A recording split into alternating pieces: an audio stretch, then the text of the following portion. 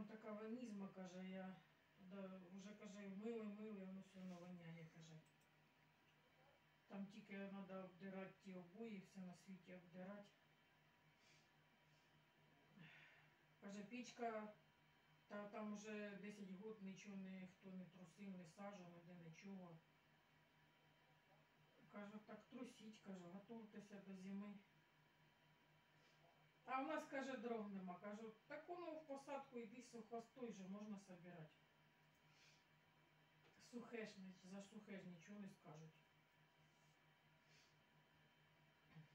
Каже, тоді будемо, мабуть, потихеньку тягати з посадки, каже, сухі дрова, бо, каже,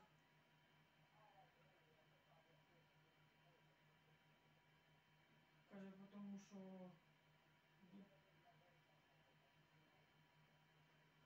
тому що буде жопа.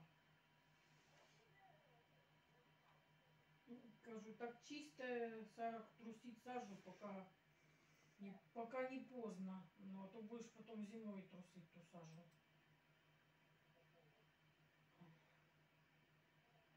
Раз діда забрали, то хай вже сидить.